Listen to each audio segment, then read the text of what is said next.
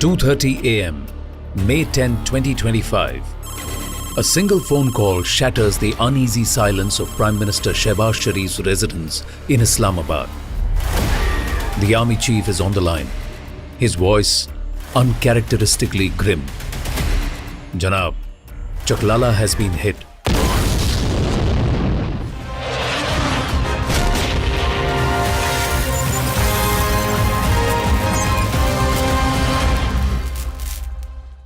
नौ और 10 की दरमियानी रात में तकरीबन 2:30 बजे सिपा सलार जनरल सैयद आसिम मुनीर ने मुझे सिक्योर फ़ोन पे मुझे बताया कि वज़ीर-ए-आज़म साहब, हिंदुस्तान ने अपने बैलिस्टिक मिसाइल अभी लॉन्च किए हैं, एक नूर खान एयरपोर्ट पे गिरा है और कुछ और दूसरे इलाकों में गिरे हैं।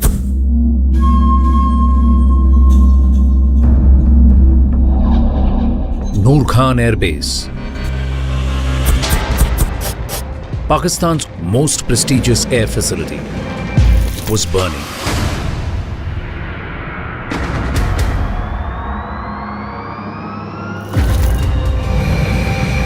Not just a symbolic strike, it was surgical and devastating. India had done what was unthinkable.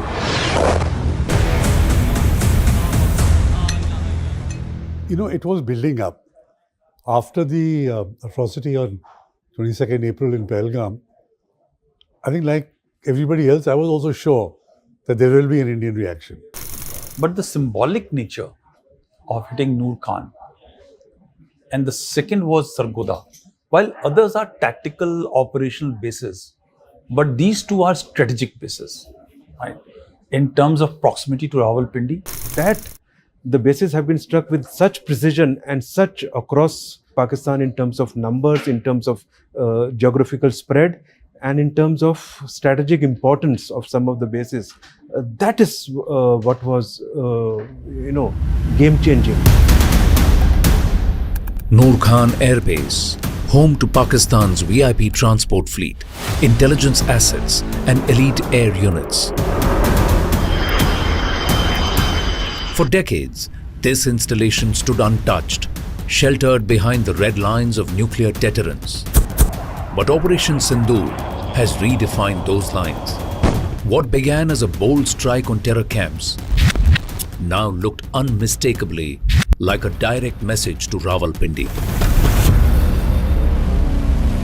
Let me put this into perspective. For us, experienced anchors who have covered conflicts, this was uncharted territory. This was territory that really rewrote nuclear doctrine or the engagement between nuclear powers. It was rewritten because a message had been sent to a state sponsoring terror, a nuclear-tipped state, that we are not going to be held to by your nuclear blackmail. We were witnessing history as we were covering one of the biggest stories in a decade.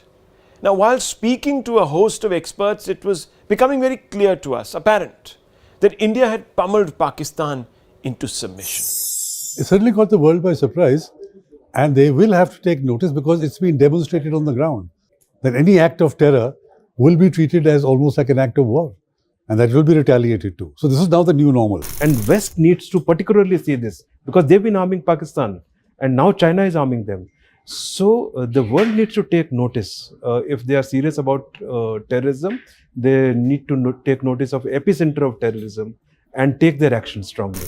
even the mightiest military in the world, when it has to carry out strike at 11 disparate, geographically separated areas, and thereafter carry out a hit which succeeds, has never happened before. As the night of May 9th faded into the early hours of May 10th, something extraordinary happened. Something no military strategist in Islamabad had prepared for. Indian air power, relentless and unyielding, descended again.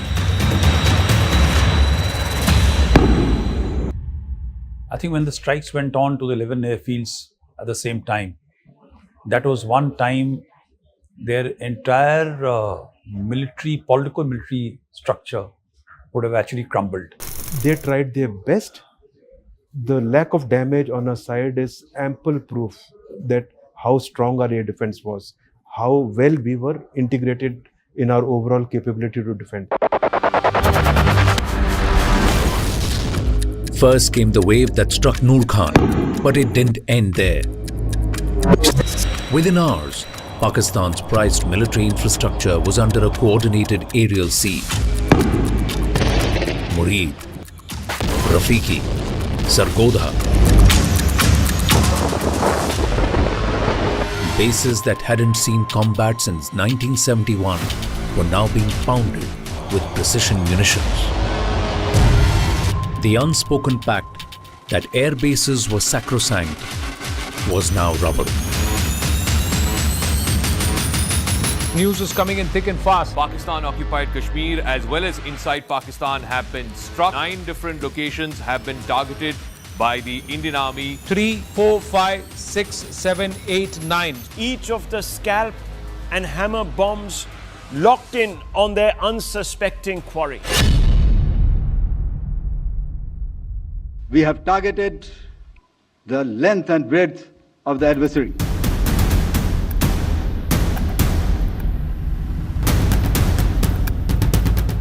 We will not submit to nuclear blackmail anymore, and that we will not make a distinction between terrorists and their sponsors. So if there's a terrorist attack, we will treat it as coming from the Pakistan government and the Pakistani state authorities. So these are all new doctrinal elements, the Indian policy, which the world has to get up and take notice and accept, because we have demonstrated it on the ground. In terms of what it did to the doctrine, I think firstly it is a very restrained action on our part. Okay, it wasn't, if we were building for a convention conflict, what we did on 10th morning, we would have done on 8th. In Islamabad, the mood turned from concern to dread. Prime Minister Sharif, bleary-eyed, entered a national security briefing at 4 a.m. Reports kept pouring in, one after the other. Pak bases pounded. A dozen sites targeted with clinical coordination.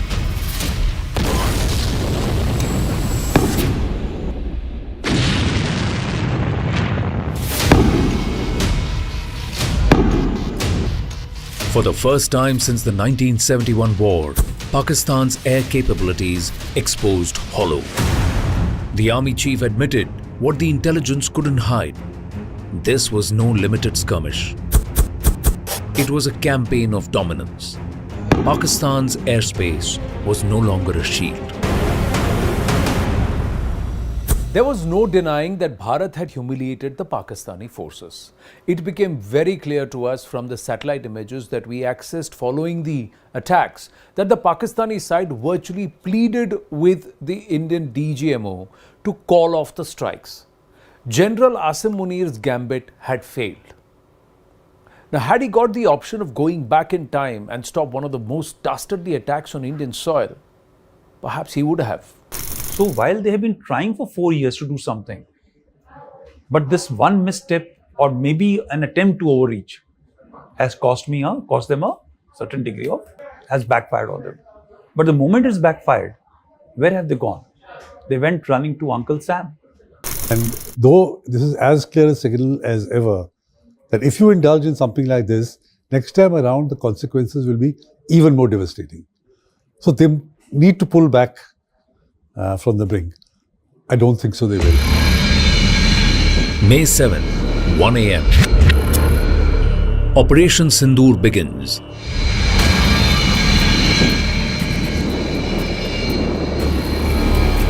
Indian jets evading radar, navigating valleys and hostile airspace. 9 terror hubs deep inside Pakistan. Bahawalpur, Murid ke, Muzaffarabad, Bhimbar, Gulpur, Sialkot, Chakamru, Kotli and Bagh are surgically targeted. The objective? is to dismantle the infrastructure of cross-border terrorism with ruthless precision. So for 2 weeks after the Pahalgam attacks, we were kind of anticipating this moment. We had fielded contingency teams. These were our first responders who were going to respond to the breaking news in case something happened overnight. But what followed was unimaginable. I mean, for all the talk about the proof that opposition was asking for after the Balakot strikes, for example, this particular attack left absolutely no room of doubt. Within minutes, and I still clearly, vividly remember this, the first visuals that we got of that stunning strike was from Bahawalpur, which was the headquarters of the Jaish-e-Mohammed. It sort of broke the back of this terror group.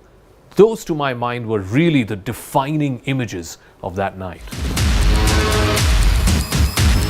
In less than 40 minutes, multiple terror launch pads lie in ruin. But this wasn't merely retribution for the Pahalgam terror attack. It was a calculated shift in India's rules of engagement. This wasn't Jabbar Top Balakot. This was broader, bolder, bloodier.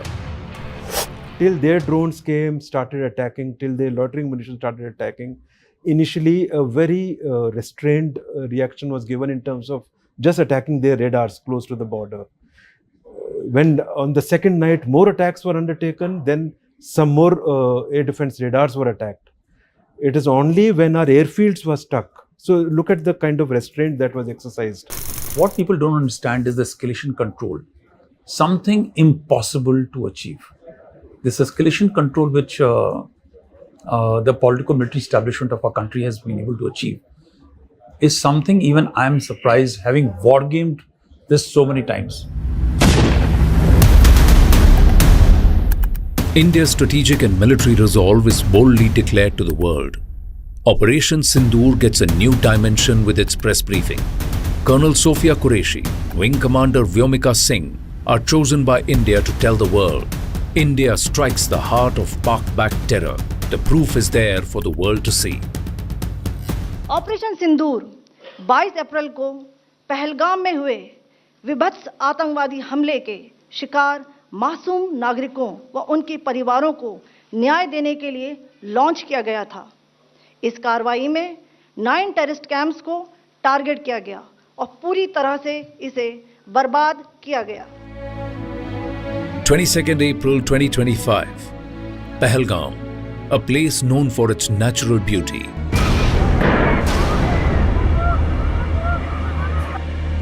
became a graveyard of innocence.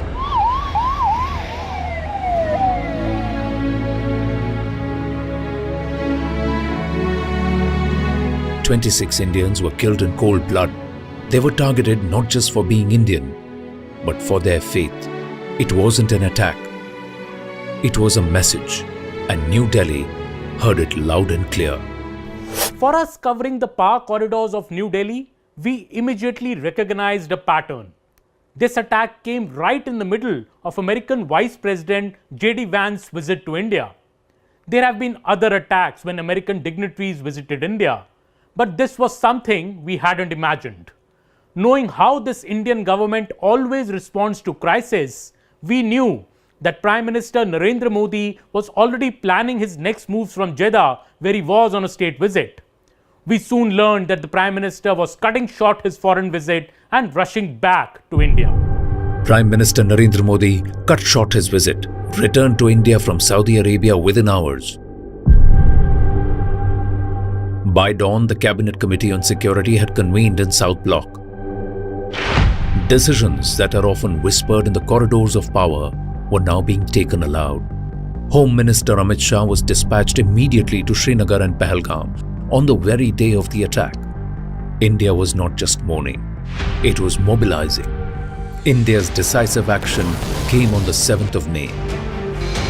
This had shaken Islamabad.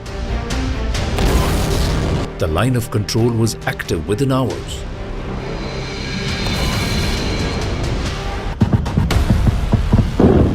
One such house in Murid where you can see the window has come out, the glass panels are shattered. But look at this, shrapnels from the artillery shell landed here and then caused all of this destruction of this house. This entire structure here has completely gotten demolished because of the massive ceasefire violation. May 8th, late evening. Pakistan retaliates with drone and missile strikes, targeting 14 Indian military sites. All attacks are neutralized. The integrated defense grid and S-400 systems lock onto threats with chilling efficiency. India's Tri-Services chiefs leading India's defense measures from the Special Control Room. A novel air defense system serving as India's very own Iron Dome.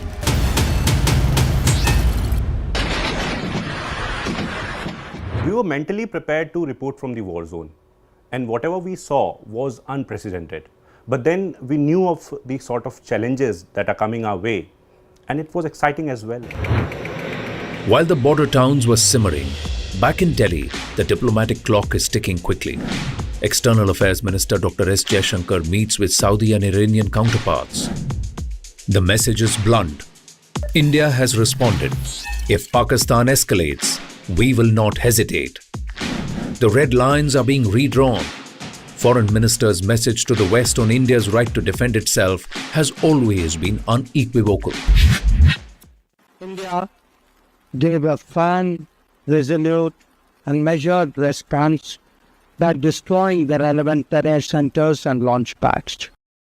India's right to defend its people against acts of terror has also been recognized by countries across the world. Well, in a stark contrast, Pakistan's diplomatic outreach was a total disaster. Pakistani ministers and in fact former ministers like Khwaja Asif, Ishaq Dars and Bilawal Bhuttos went to Western media and ended up embarrassing themselves. The ignominy that Pakistani politicians brought onto themselves was unprecedented. In fact, these comments were massively damaging for Pakistan's image and were counterproductive to the lies and narrative that the country was trying to create. You do admit, sir, that Pakistan has had a long history of backing and supporting and training and funding these terrorist organizations.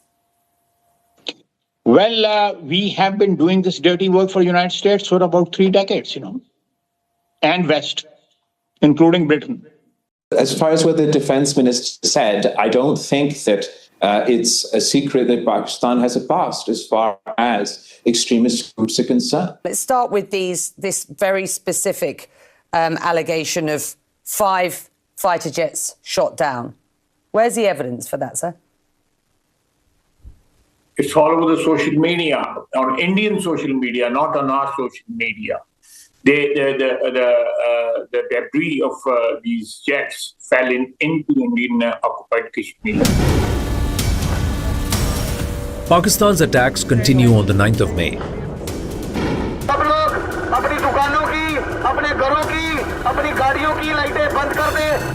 300 to 400 drones launched from Pakistan from Leh in the north to Sir Creek in the south. India's air defense systems lit up the skies. Turkish origin drones are spotted, intercepted. In retaliation, India deploys Harop loitering drones, taking out command and control posts deep inside Pakistani territory. At this point, we were prepared for the long road ahead in terms of coverage.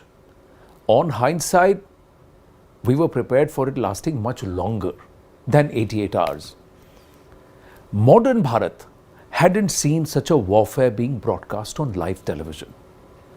With each passing hour, we realized how Indian forces had not only successfully thwarted Pakistani attacks, but the scale of Bharat's retaliatory strikes became very evident. It was only a matter of time before the Pakistanis threw in the towel.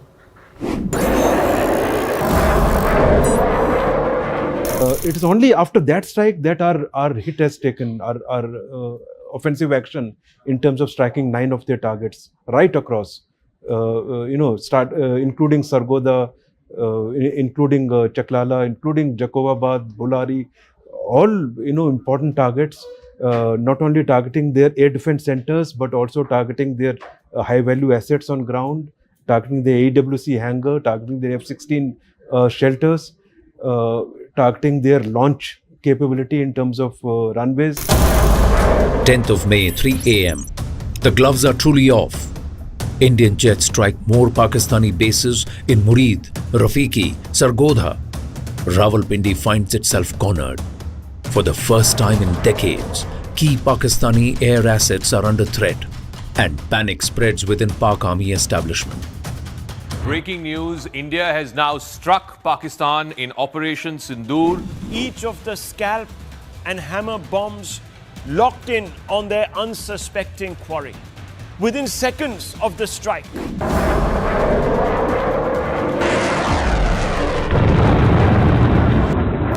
But what pushed Pakistan to the edge was a precision strike, we all believe, on Sargodha Air Base, which is close to the Kirana Hills, Pakistan's nuclear storage facility. And that sent a message of intent to the Pakistanis that today we are struck here, tomorrow we might even strike your nuclear assets. Again, the Pak misinformation machinery jumped into action, spreading fear of a nuclear radiation leak, and all the fears were soon laid to rest. But this was a pivotal moment of the operation that broke really the back of Pakistan's obduracy, its resistance.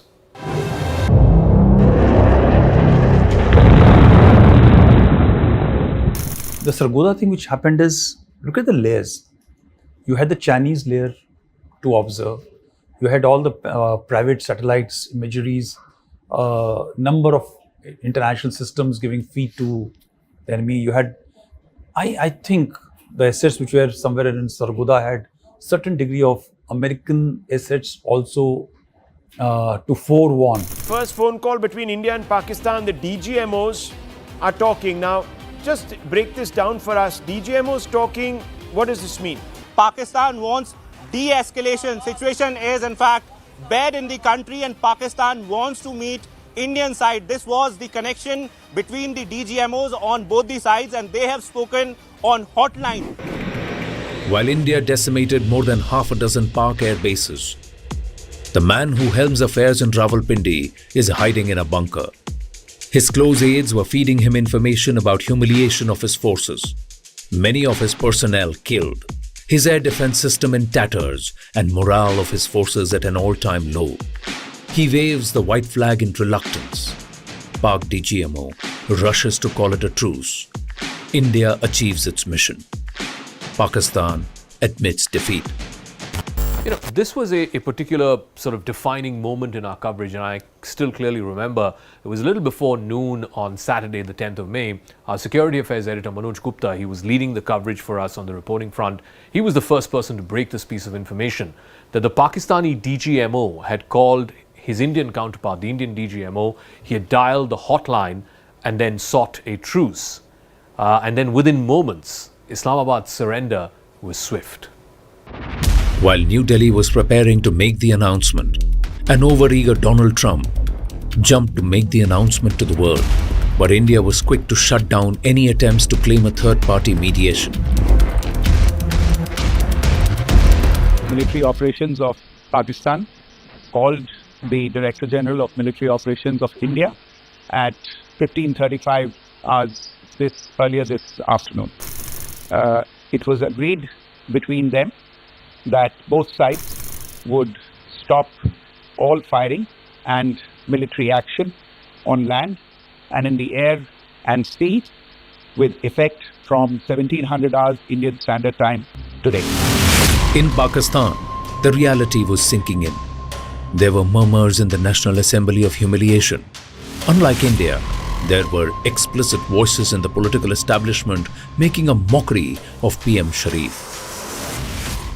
अगर शेरों का लश्कर उसका सरदार गीदड़ हो तो वो नहीं लड़ सकते, वो जंगे हार लेते हैं। वजीर आजम, जब आपका लीडर बुज़दिल हो, वो मोदी का नाम ना ले सके, उसको आप क्या पैगाम दे रहे बॉर्डर पे लड़ने वाले उस जवान को? हमारी कमी है, हम मजबूर हैं, हम गुनाहगार हैं, लेकिन रब्बे काबा हम तेरे हबीब की उम्मती है, खुदा का वास्ता हमसे रहम का भला फरमा। See, this is largely an air battle, if you can call it that. So if they think they have done well, then the person who should have been promoted is the Chief of the Air Staff. He should have been promoted as Marshal of the Air Force. What did Asim Munir do? He presided over a defeat. And then being appointed as Field Marshal was basically to cover the loss, the decisive military loss that Pakistan suffered, is to cover up for the domestic audience. Operation Sindoor, clearly exposing Pakistan's misinformation. India relies on satellite images and recovery of ammunition. General Munir's colleagues clutch at straws. Global experts clearly calling it a victory for India. Bharat माता की Operation Sindoor was partly successful in regards of destroying the terror infrastructure, but highly successful in regards of significantly weakening Pakistan to the degree where it became unable to defend itself from conventional strikes of the Indian armed forces, and had no ability to strike back upon India, and had no other option but to sue for ceasefire. The main takeaway from the operation has been Bharat's commitment to advancing homegrown defense innovation. Akash Tir, Bharat's indigenously developed air defense system, stands as a symbol of self-reliance and exceptional aerial security. What sets Akash Tir apart is its capability to integrate data from various radars and sensors, which it then relays to the command and control centers of the Air Force. This integration allows for the creation of a secure cloud or dome that synergizes efforts across the board. The system detects and identifies threats, and it commands fire control radars to engage them. It coordinates with multiple air defense units, making the entire process smooth and automated. So, we have one node of Akash Tir that is managing multiple units of radars, sensors and other AD equipments and is securing a large area. India issues a blunt statement. The era of restraint is over. Civilians were attacked, religious sites were hit, drone warfare was weaponized. India declares new norm in its military retaliatory action. Operation Sindoor ने आतंक के खिलाफ लड़ाई में एक नई लकीर खींच दी है, एक नया पैमाना, न्यू नॉर्मल तय कर दिया है। पहला, भारत पर आतंकी हमला हुआ तो मुंह तोड़ जवाब दिया जाएगा। दूसरा,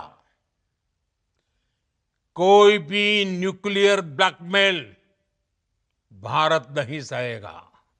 तीसरा,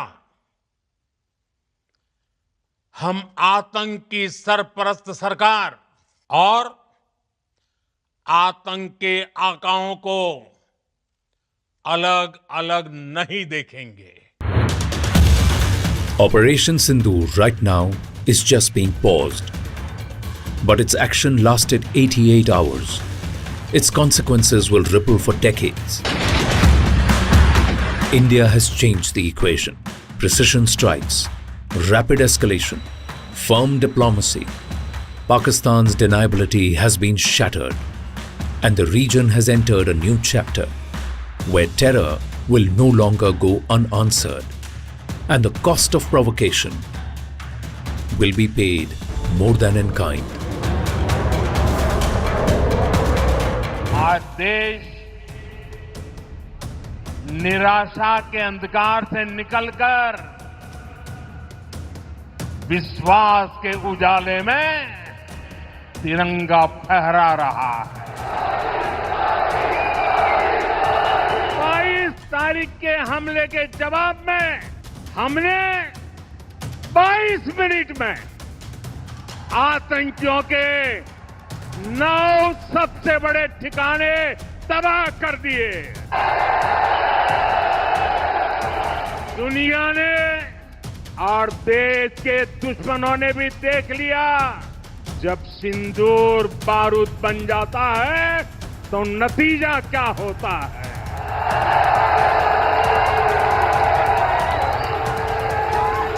और आर्मी के सभी जाबाजों,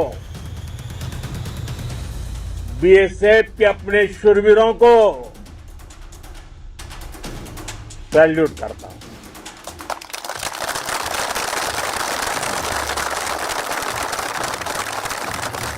आपके पराक्रम की वजह से आज ऑपरेशन सिंदूर की गूंज हर कोने में सुनाई दे रही है।